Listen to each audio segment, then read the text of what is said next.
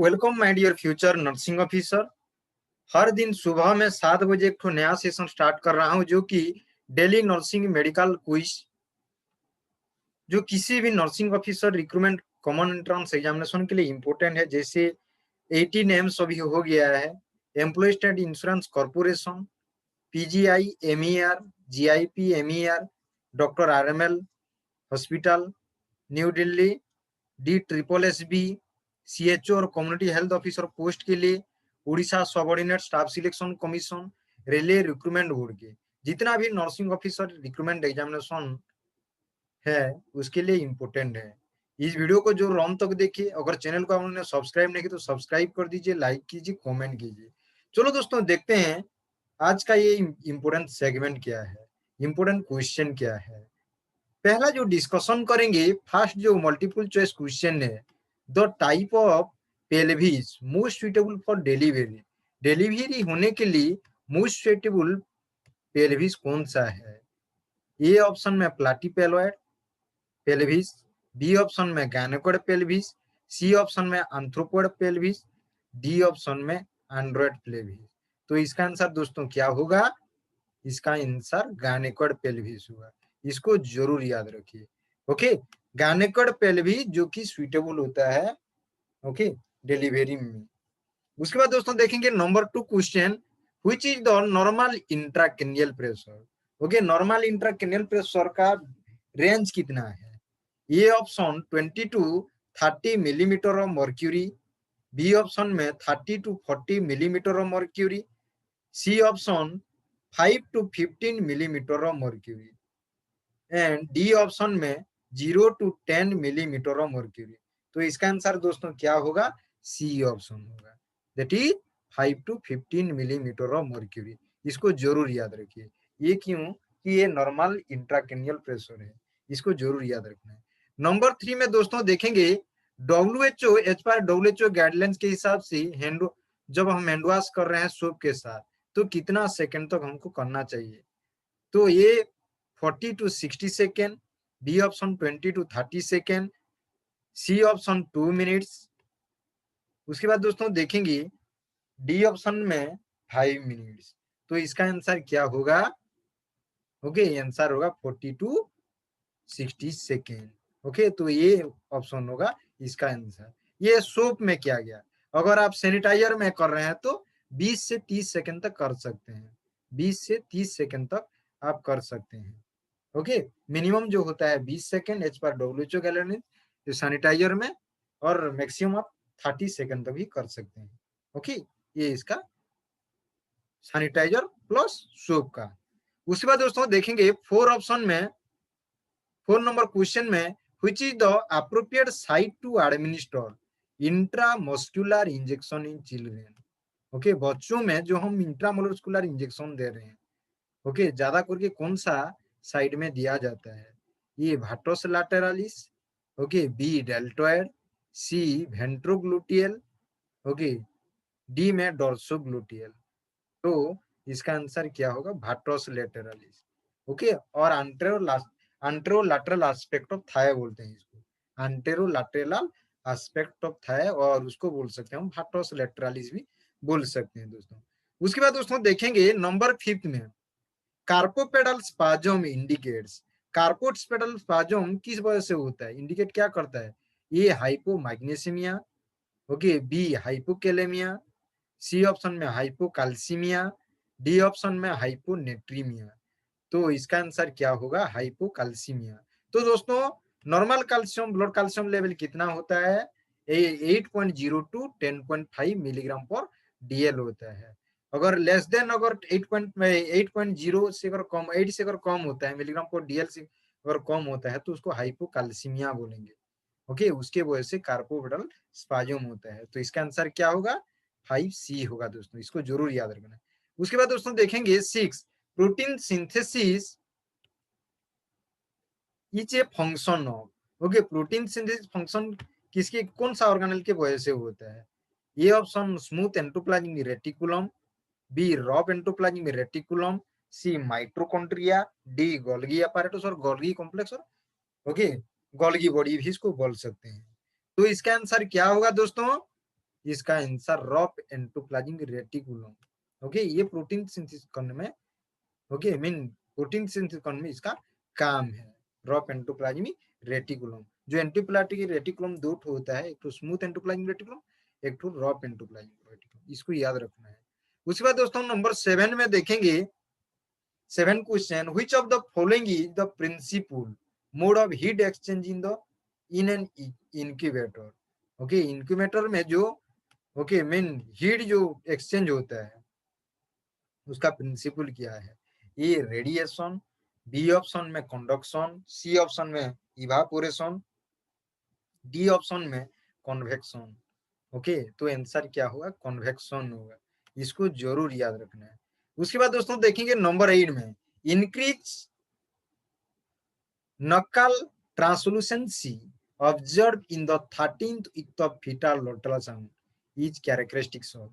जब हम अल्ट्रासाउंड कर रहे हैं 13 वीक में अगर देखते हैं, ओके, नकल ट्रांसलूसेंसी, ओके, तो अगर देखने को मिलता है इंक्रीज नकल translucency observe in the 13th week of the fetal ultrasound is characteristics of. Okay, ये ट्रॉनर सिंड्रोम, बी ऑप्शन में क्लिफेल्टर सिंड्रोम, सी ऑप्शन में हाइड्रोसेफेलस, डी ऑप्शन में डाउन सिंड्रोम। ओके, तो इसका आंसर क्या होगा दोस्तों? इसका आंसर होगा डाउन सिंड्रोम।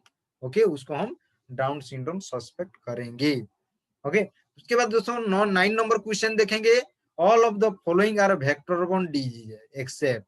ओके, जितना भी मैं बोलूंगा नीचे में टोटल 4 ऑप्शन होता है, उसमें एक को छोड़ के बाकी सब वेक्टर बॉर्न है।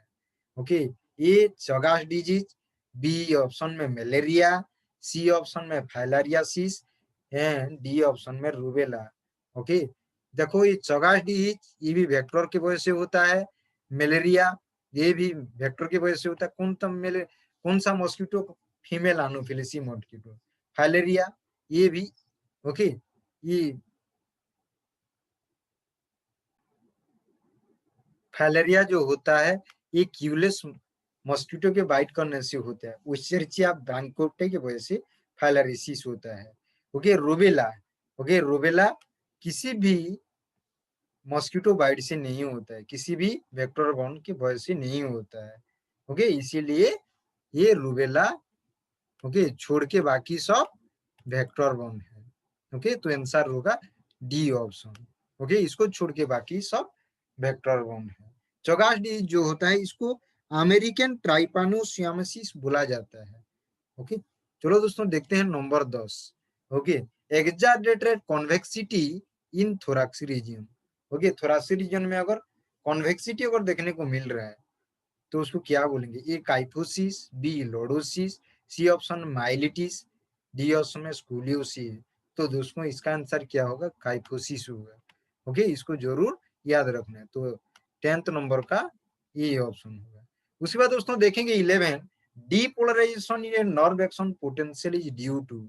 ओके, नर्व एक्शन पोटेंशियल में अगर डीपोलराइजेशन हो रहा है तो किस वजह से होता है? ये opening of sodium channel, B option में opening of calcium channel, C option में opening of potassium channel, D option में क्लोजिंग ऑफ सोडियम चैनल। तो ये किस वजह से होता है? ये ऑप्शन है। Okay, depolarisation in a nerve action potential is due to opening of okay sodium channels. इसको जरूर याद रखना है। ओके, नंबर 12 में देखेंगे intermittent claudication is a sign of. Intermittent claudication किसका साइन है? ये arterial occlusive disease, B myocardial infarction, C nerve injury, D option में हम देखेंगे पेरिफेरल न्यूरोपैथी। तो क्या होगा इसका answer? Arterial occlusive disease. Okay, इसका साइन है इंटरमिटेंट क्लाउडिकेशन। तो इंटरमिटेंट क्लाउडिकेशन का मतलब क्या है? जब हमारा leg muscle enough, okay, enough blood नहीं मिलता है तो उसी टाइम जो पेन होता है, जब हम एक्सरसाइज करते हैं उसी टाइम जो पेन होता है उसको बोलते हैं इंटरमिटेंट क्लाउडिकेशन बोलते हैं। और इसको बोल सकते हैं आर्थरोस्क्लेरोसिस का एक ठो साइन है भी बोल सकते हैं। ओके, आर्थरोस्क्लेरोसिस का एक ठो साइन है भी बोल सकते हैं। उसके बाद दोस्तों देखेंगे 13 में the condition where patient is a रोग and fears it to be a snake is called. Okay, मैंने एक कंडीशन है जिसमें कि एक पेशेंट किसी भी रोग को देख रहा है, ओके, रोग को देखने के बाद वो बोल रहा है कि ये स्नेक है, तो उसको हम क्या बोलेंगे? ओके, उसका टर्मिनोलॉजी क्या है? ये इल्यूजन, बी ऑप्शन में हालुसिनेशन, सी ऑप्शन में डिल्यूजन, डी ऑप्शन में डीपर्सनलाइजेशन। तो इसका आंसर क्या होगा दोस्तों? इल्यूजन होगा। ओके, इसका आंसर क्या होगा? इल्यूजन होगा। ओके, इल्यूजन का मतलब क्या है? फॉल्स बिलीव और फॉल्स आइडिया भी बोल सकते हैं। चलो दोस्तों देखते हैं 14 नंबर। Okay, fine downy hair normally found abundantly in premature baby is called. Okay, premature baby में हमको ज्यादा करके उसका शरीर में, ओके, ड्राउनी हेयर देखने को मिलेगा, तो उसको हम क्या बोलेंगे? ए कापट, ओके, बी नेभी, सी लानुगो, डी भर्निक के सुसा। तो इसका आंसर क्या होगा दोस्तों? लानुगो। जो बच्चों में जो हेयर देखने को मिलता है उसको लानुगो बोला जाता है।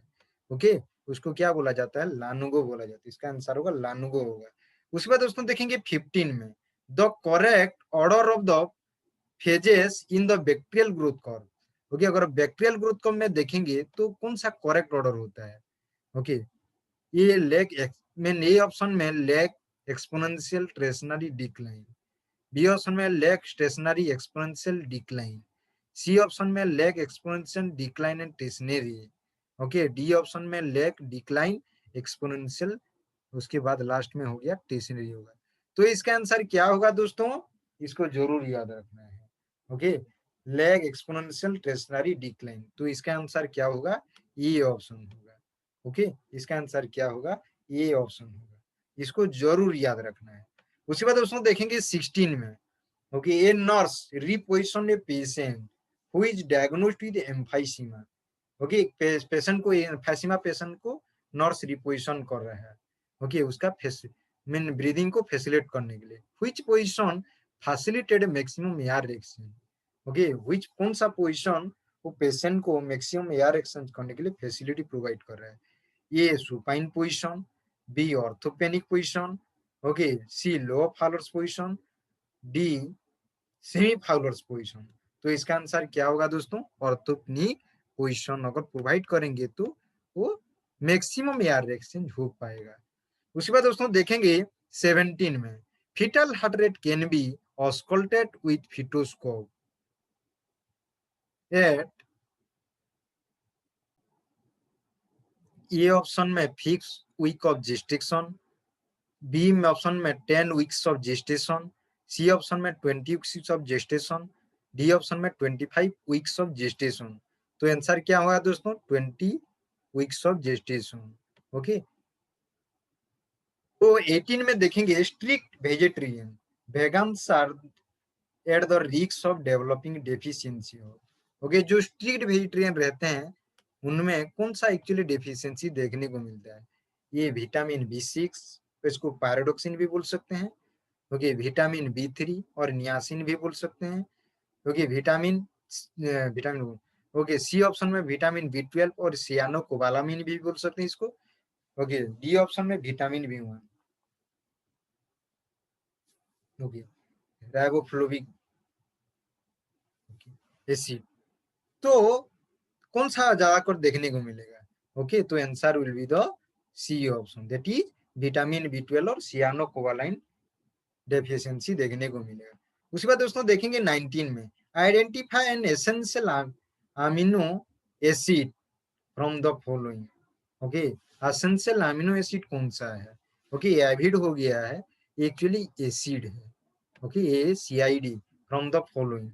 ओके, ए ऑप्शन में सीराइन, बी ऑप्शन में प्रोलिन, सी ऑप्शन में ग्लिसाइन, डी ऑप्शन में वेलाइन।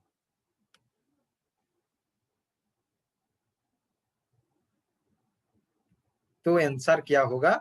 वेलाइन होगा दोस्तों। उसके बाद दोस्तों देखेंगे 20 जो नंबर क्वेश्चन है, Bitot spot is due to deficiency. Okay, Bitot spot कौन सा विटामिन के डेफिशिएंसी की वजह से बाइटर स्पॉट होता है? A option vitamin D, B option vitamin A, C option vitamin B6, D option vitamin K. तो इसका आंसर क्या होगा दोस्तों? विटामिन ए के वजह से व्हाइट स्पॉट होने का ज्यादा चांसेस रहता है। Thank you. अगर चैनल को आपने सब्सक्राइब नहीं किया तो सब्सक्राइब कर दीजिए, लाइक कीजिए, कमेंट कीजिए, अपने दोस्तों के साथ इसको शेयर कीजिए।